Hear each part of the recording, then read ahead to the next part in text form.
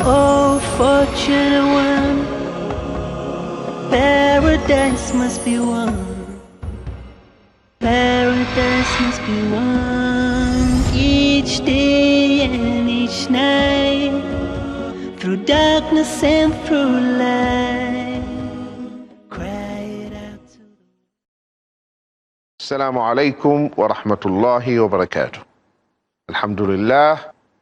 Wassalatu wassalam ala rasulillah wa ala alihi wa sahbihi wa man walah wa man ittaba'a hudah ila yawm ad-din. Amma ba'd, my dear brothers and sisters and dear viewers, we are continuing our topic, the way to people's hearts, and we have covered so far 13 tips, and today we carry on, inshallah. Tip number 14 is the karam, the generosity, this being generous with people, and this is a noble quality one should have, especially the da'is. Allah subhanahu wa ta'ala says in Surah Al-A'raf, Surah number 7, ayah 199. Allah says, خُذِ الْعَفْوَ وَأْمُرْ بِالْعُرْفِ وَأَعْرِضْ عَنِ الْجَاهِلِينَ. Hold to forgiveness, command what is right, but turn away from the ignorant. You overlook, because you have big heart. And the da'is should have big hearts. What the people say, they just ignore it, overlook it. So when you have this noble quality, that you forgive and you command what is right, and you ignore what the people did to you, then Allah subhanahu wa ta'ala, He opens the people's heart, and the people start to feel bad about themselves, because you treat them differently. You treat them kindly. They mistreat you, you do the opposite. So people who have big hearts, the ulama, the scholars, they force their enemies to love them finally. And we have many examples in history. The enemies of Shaykh al-Islam ibn Taymiyyah, Muslims, scholars, out of jealousy or because they are fanatic madhab followers, etc. They opposed the da'wah of Ibn Taymiyyah, and they tried all their best to complain against him and to tell the rulers that Ibn Taymiyyah is not on the right track, he's deviant, he's this and that. And they put him in jail in Egypt. And then a pious ruler came who loved Ibn Taymiyyah, and he brought Ibn Taymiyyah out. And he wanted this Sultan, Ibn Qalawun, he wanted to retaliate. He wanted to punish the scholars who gave the verdict that Ibn Taymiyyah should be imprisoned. So Ibn Taymiyyah told him, those scholars are the best scholars for the ummah. And the ummah, they need scholars. So you have no right to punish them. You cannot find scholars better than those scholars. Then the Sultan said, but they did this and that to you. They put you in jail and without any crime that you did. He said, I have forgiven them. I have forgiven them. Ibn Makhluf, rahimahullah, he said, Ibn Taymiyyah was an amazing imam, an amazing personality. We were plotting and working together against him, and now the Sultan, he wanted to punish us, he is defending us, and he is praising us. So people with big hearts, they always forget what happened to them. They don't retaliate. And this is how the da'i should be. So when you beautify yourself and adorn yourself with such noble quality, people finally, they surrender. They open the gates of their hearts for you. Tip number 15, sense of humor. Hilariousness. You are hilarious. You have this sense of humor. And the Prophet ﷺ, is our example. Yes, we can joke, we can laugh, we can entertain each other, following the footsteps of our beloved Prophet Muhammad sallallahu alaihi wasallam. In Sunan Abu Dawud, the Prophet sallallahu alaihi wasallam said, a man came to him and said, "O Prophet of Allah, give me a lift." He said, "I will carry you on the she-camel's son, the son of the she-camel." He said, "What the son can do for me? The son cannot carry me." He understood that the small baby of the camel that the Prophet ﷺ meant. So the Prophet ﷺ was joking with him, but the Prophet ﷺ would joke and he would not tell a lie. He told him, "Don't you know that every camel is a son of the she-camel? Yes, you can ride this camel, but this camel is the son of this she-camel." So the companion understood that the Prophet ﷺ is referring to the small son of the camel, but he is referring to camels, and every camel is a son of another she-camel. So the Prophet ﷺ would joke with his companions, but he would not tell a lie. Also, Suhaib radiallahu anhu said, I came to the Prophet ﷺ and found him eating date and bread, and he invited me. So I started eating the date only. And the Prophet ﷺ said, "You ate the date when you can hardly see due to eye ailment." I said, "I chew using the other side." Upon hearing that, the Prophet ﷺ smiled. So the Prophet ﷺ was joking with Suhaib. On another occasion, a woman came to the Prophet ﷺ and the Prophet ﷺ told her, "Are you the wife of this man, your husband, who has whiteness in his eye? There's one part of his eye is white." He said, "No, I don't know. I have to check. I never looked into his eyes, so I don't know." So she went back. He said, "Let me have a look at your eyes." He said, "What's wrong with you?" He said, "Do you have whiteness in your eyes?" He said, "Every human being has whiteness, white part in his eye." So the Prophet ﷺ was joking with that woman, and what he said is true. He didn't tell a lie. On another occasion, a woman, old woman came and she said, "O Prophet of Allah, ask Allah subhanahu wa ta'ala to make me, inshallah, enter the Jannah." He told her, old women, they don't enter Jannah. Old women, they don't enter the Jannah. She started to cry. He told her, no, because you will not be old in the Jannah, you will be young. So this is our beloved Prophet Muhammad sallallahu alaihi wasallam. He used to joke with his companions. Not only that, he used to run and race. Imagine today. And people, they like the person who has this sense of humor.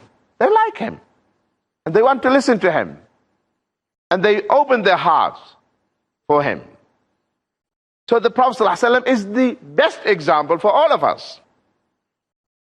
He ran and he raced with his wife, Aisha. Imagine today, any of the days. He took his wife, and in the countryside, no one around, they are jogging, running. And someone passed by them, say, "What happened to this sheikh? He's crazy." The Prophet ﷺ, he was heading back from one of the military expeditions. So he told the army, "Go, advance, go ahead." And he stayed behind with Aisha. And he said, "Aisha, let us race, let us run." And they ran. And Aisha was thin and young, so she won the race. He kept quiet, sallallahu alaihi wasallam. Aisha said, فَانْتَظَرَ حَتَّى حَمَلْتُ اللَّحْمِ. The Prophet ﷺ waited till I put on weight, and it happened again that I was with him. So he did the same thing. He told the army, "Go ahead," and the army went. He said, Aisha, let us race. Let us run. He said, don't you see, O Prophet of Allah? How can I run now? He said, by Allah, you have to run. No way. Let us race. And both of them start running. And this time, the Prophet ﷺ won the race. So he smiled and he said, this is 1 by 1. You won in the beginning, now I won. And he smiled. This is the Prophet ﷺ. He wanted to teach us that there is fun in Islam. And alhamdulillah, Islam is so beautiful. My dear brothers and sisters and dear viewers, stay tuned. See you after the break, inshallah. Paradise must be won each day. Welcome back, my dear brothers and sisters and dear viewers. We were discussing before the break tip number 15, and that's to have sense of humor, to be hilarious, and the Prophet ﷺ is our example. Tip number 16, that we should avoid anger. Don't lose temper. Always keep your anger under control. Because anger is from the shaitan. I once read a book written by a psychiatrist. He said, anger is a bad habit.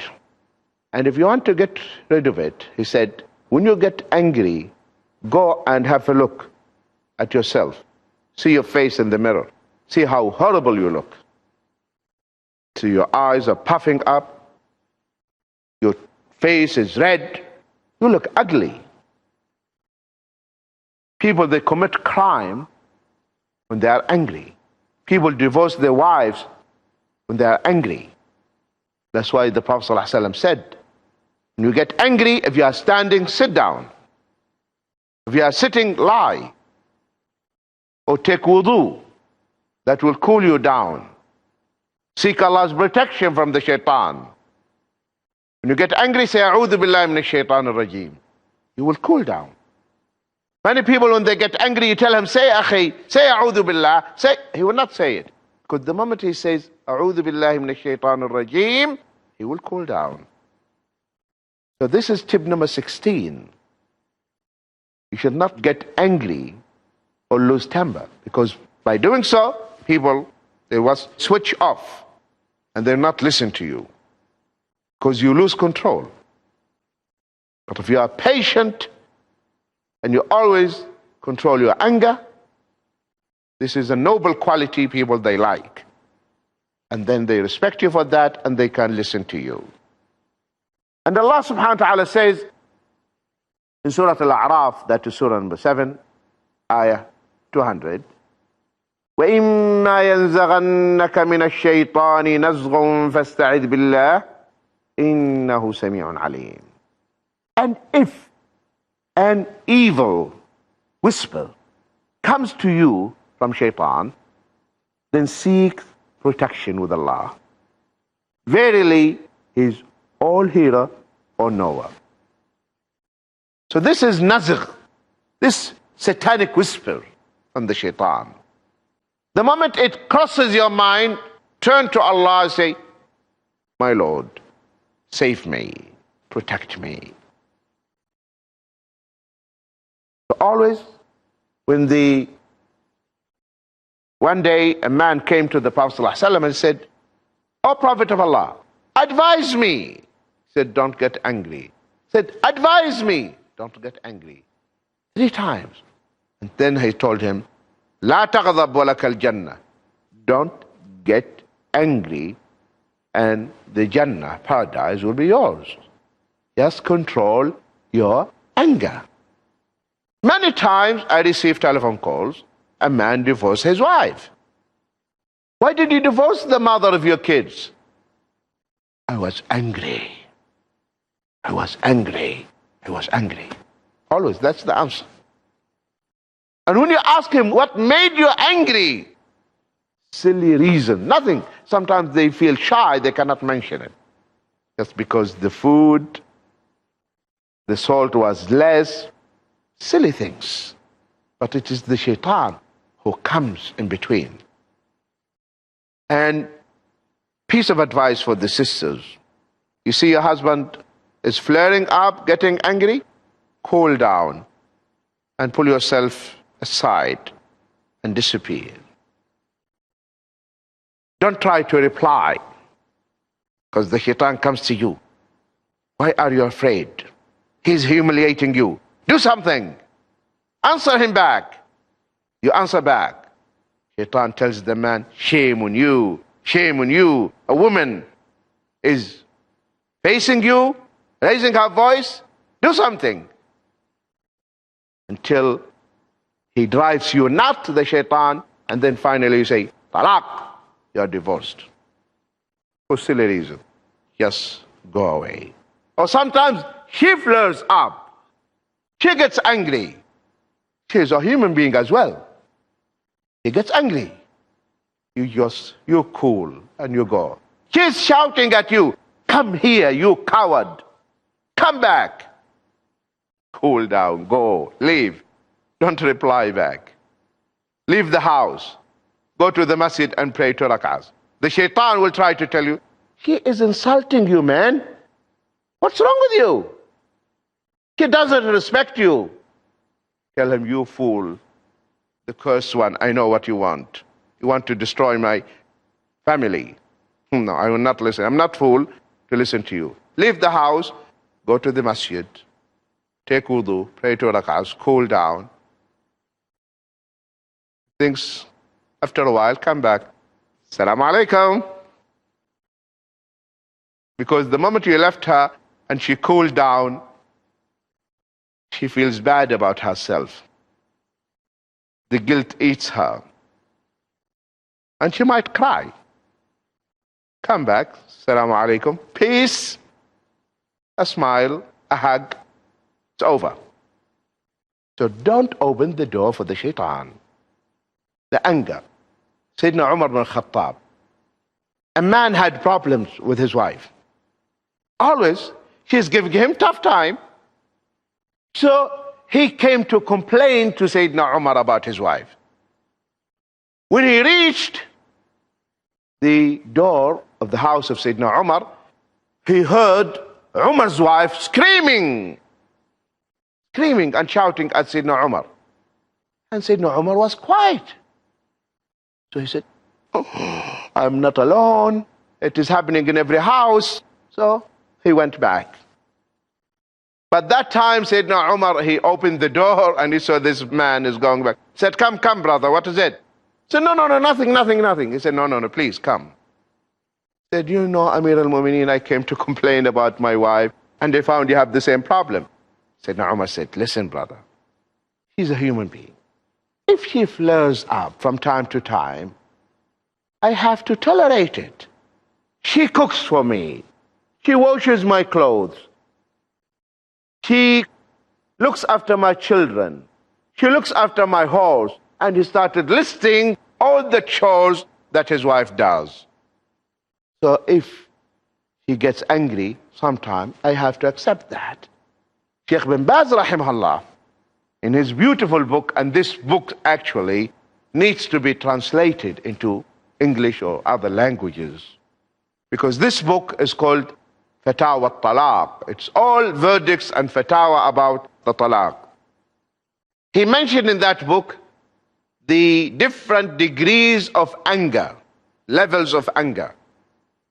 The first degree or level of anger, that a man just becomes insane, mad, and he can't recall what he said. He said to his wife, you are divorced. Then you tell him that you divorced your wife. He said, never. All of us, we heard you. Never. Because he was completely mad. Some people, when they get angry, you'll find them like they are having fit. Shivering, foams coming out of their mouths. They look horrible. So a person who reached such level of anger, and he uttered the talaq, the divorce, Sheikh bin Baz said, rahimahullah, this talaq is cancelled, invalid, because the man was insane. He lost his sanity. He was almost mad. and he doesn't recall what he said. Then he said, the second level of anger, that yes, he recalls that he did pronounce the talaq, but he was in a situation in which he could not control himself. Yes, but he recalls that he said, even this type of anger, the talaq is invalid. A person could not stop himself. This talaq is invalid and batil. The third level of anger, which is almost every people, when they divorce, they are angry, but it is controllable, and they could control themselves, and they recall that they pronounced the talaq, so this type of talaq is valid talaq. Though every Muslim, the men in particular, should try to wipe this word talaq from their dictionary, from their minds. Unfortunately, some men, may Allah guide them, for any reason, he threatens his wife by the talaq. I will divorce you. No, don't do that. She's the mother of your kids. She shared with you the years living with you. She loves you. And for a mistake she made, you threaten her by the talaq always? So don't let this word cross your mind. Try to get rid of it. It's a bad habit. It's a bad habit. And you know the talaq, only 3. Every time you say talaq, talaq, soon you will destroy your family and ruin your marital relationship. So this is a bad habit, and get rid of it. The ulama, they talked about some people in some Muslim countries, they have bad habit. If he wants to emphasize upon something, for instance, he wants me to have a cup of tea, or he wants to emphasize that he is telling me the truth, he will say, talaq. By the divorce, by talaq. He swears by the talaq. You should sit down and have a cup of tea, or you should have a meal with me. And actually what they mean, not the talaq, because it never crosses his mind that he meant the divorce of his wife. Never. But it's just a way of expressing and emphasizing that he is really wanting you to have a cup of tea and sit with him. So in that case, the ulama, they said, that is not talaq, because he never intended to divorce his wife. But it is a bad habit, and Muslims should get rid of it. So get rid of the anger, and may Allah subhanahu wa ta'ala help all of us to get rid of this bad habit. Till we meet again in the coming episode, my dear brothers and sisters and dear viewers, fi amanillah. Assalamu alaikum wa rahmatullahi wa barakatuh. Spread the word, oh man. Spread the word of Islam. Oh, fortunate one.